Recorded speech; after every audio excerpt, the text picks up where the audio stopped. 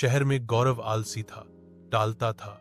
माता पिता समझाते, बेटा समय बहुत कीमती होता है, जो समय अभी बर्बाद कर रहा है वह कभी लौटकर नहीं आएगा। लेकिन गौरव को इन बातों की कोई परवाह नहीं थी। उसका पढ़ाई में मन नहीं लगता था।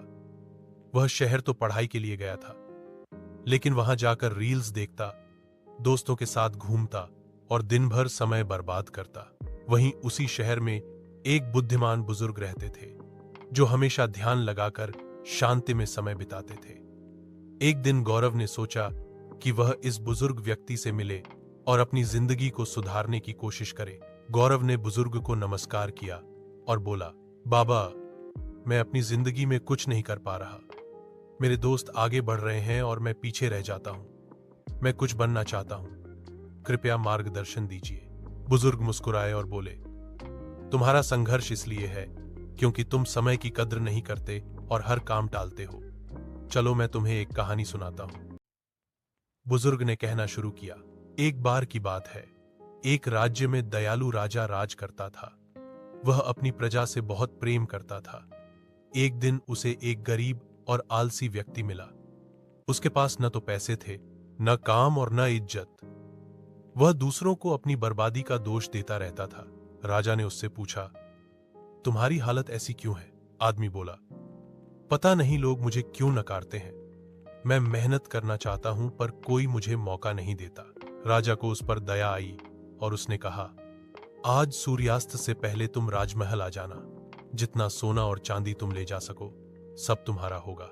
आदमी बहुत खुश हुआ और घर दौड़ा। उसने अपनी पत्नी को खबर दी। पत्नी ने कहा, तो जल्दी जाओ, ये मौका बार बार नहीं आता। लेकिन वह बोला, पहले कुछ खा लूं, भूखा हूं।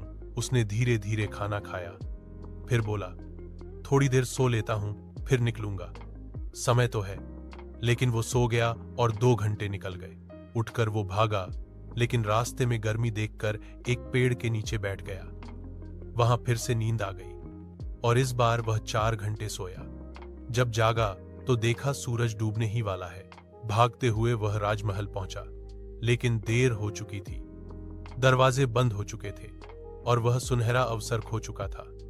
बुजुर्ग ने गौरव की तरफ देखा और कहा, बेटा, यह कहानी तुम्हारी ही तरह है।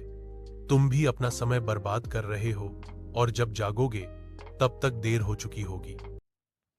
गौरव के पास अब कहने को कुछ नहीं था। वह चुपचाप बुजुर्ग को धन्यवाद कहकर घर लौट गया। उसी दिन से उसने समय की अहमियत समझी और खुद को बदलने का निर्णय लिया। उसने आलस्य छोड़ दिया, समय का सदुपयोग करना शुरू किया और हर दिन कुछ नया सीखने की कोशिश की। धीरे धीरे वह अपने दोस्तों से भी आगे निकल गया और कॉलेज का सबसे होनहार छात्र बन गया। सीख, असारह समय सबसे कीमती संपत्ति है। असारह अगर आप उसे बर्बाद करेंगे तो वह आपको बर्बाद कर देगा।